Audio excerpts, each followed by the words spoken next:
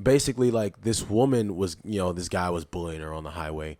And as she's driving, she wouldn't let the guy. She decided, well, I'm not going to be bullied today, which is, in respect, like something that, I can understand. However, you need to know, like, you have to have situational awareness, like, what city am I in? What side of town am I on? Yeah. Stuff like that, right? So it's not really the time to get real bold, but I guess she was having a bad day. God bless her soul.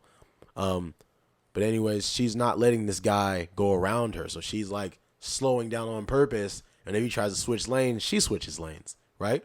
So it comes time when the guy finally gets around her, rolls down the window, shoots through the door 3 times, kills her in the middle of the highway. Shit. Yep. Like I said, God bless her soul. But there's just certain times when I get it. She's just trying to stand up for herself. But sometimes you need to just step back. But it's still, like, it's not worth the life. It's not. Like, road rage is not worth it. Nothing is really. Yeah, yes. Yeah, man. Sometimes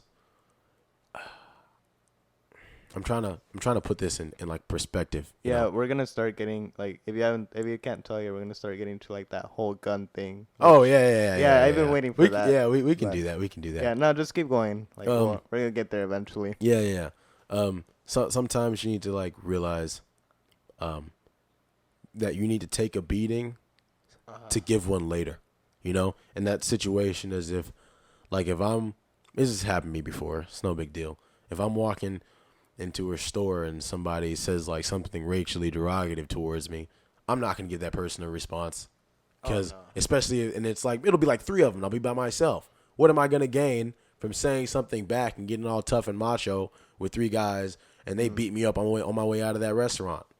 Not only that, but you basically proved their point. Yeah, exactly. So they start saying like, man, black people are aggressive or whatever, and then you start like going off on them. Like, you just proved your point. Exactly. Like, black people are aggressive. It's like, it's not worth it, man. Or sometimes you have a boss that's just like mean. Like, you're just trying to pay off like student loans or for your apartment or whatever, or you're just at a temporary job, and you just have just a boss just being like an asshole, just not an enjoyable person at all. Every time they see you, they're talking trash. Everyone's had a boss like that at least once, or like a coworker. Oh yeah, you're right. But that person's in a situation that is over control of your outcome. So are you gonna be quiet, deal with it every day until you don't need that job anymore? It's like, okay, this guy makes my job like hell. I hate it, but I got bills to pay at home. I have to feed myself or my family. I have student loans to pay, so I'm gonna deal with it. I'm gonna take that thorn in my side, so I can get where I need to go and maybe be above this guy in the future. You always have to think in the long run. Yeah, but I mean, you have a different perspective because you're what, like 19, almost 20. Yeah, I turned 20 in December. Yeah. Yeah.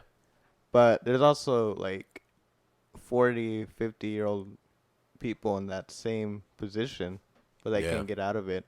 Yeah, man, that's tough. When it comes to that kind of stuff, I believe that self-evaluation is like the key to happiness in that point. I'm like a real big fan of Kevin Gates, and that's something he said and in an interview, and it really stuck to me, because this isn't the case with everybody, but I believe sometimes when people are in that situation where they're kind of stuck, if it's not like economic status, how to get out of that is like, well, if I'm in this situation, how did I get here? What did I do to get here? Because regardless of what happens, I was talking to my friend Larissa the other day about a situation I was going through, and I told myself, and it was a conversation I was having with an individual that meant a lot to me at the time, and I was telling her that I was upset and I had every right to be upset in that situation. However, my response didn't aid the outcome of the situation. It's almost like stuff like that is almost like it's like you have the right to be angry and say something, but in that moment, do you need to? And that translates to like what we're talking about in this. Oh man, I kind of lost myself there. I got kind of carried away. Anyways, let me get back on topic. The big guys are talking. So like, what did I do to get? Oh, now I remember. It's like, so just because someone said something to me, my response to that could have been positive. Like Mr. Kwan, you remember Mr. Kwan? He was a chemistry teacher. No, I don't. Okay. Well, Mr. Kwan always told me in wrestling, the time that you waste feeling sorry for yourself is the time that you're taking away from bettering your situation. You know, I get it. Some people just can't get out of it, man. I understand. I have family in impoverished areas. You know, I know a lot of people. Some people just can't get out of it.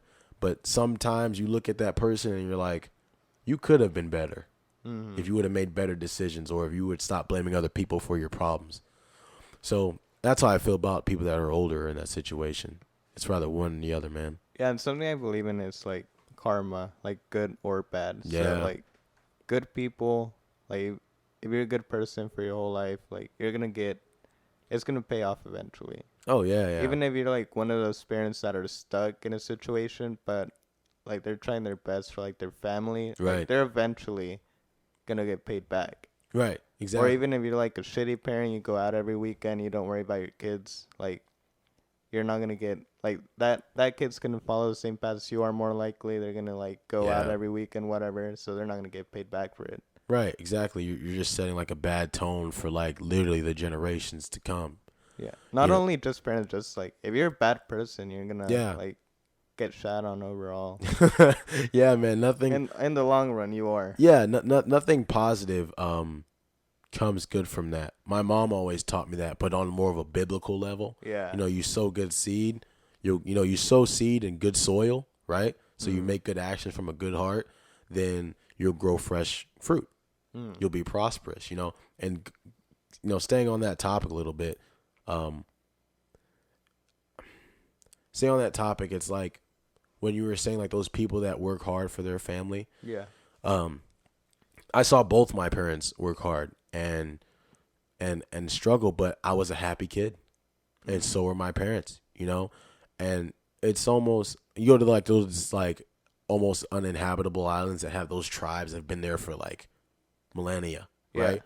And they don't know what poor is, so they feel like they're rich, you know. Biblically, it's like, well, my house may not be too big, or I mean, I have all the fashions, like fashiony clothes, but my relationship with God is rich, you know. Like I feel good about my life. I have a good connection. I have people that love me around me.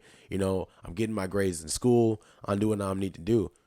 You know, like to the naked eye, I may not be rich, but I'm rich, and not even in the biblical sense for those who don't believe. In a sense of like, man, like I feel good about myself. I can wake up every day, look myself in the mirror, and be like, man, like I'm proud of you, proud of what you've done, even if it's not much, you know. Yeah, even if it's not biblical, just being like loving yourself. Yeah, just loving yourself, basically, in simplicity. Just like loving yourself,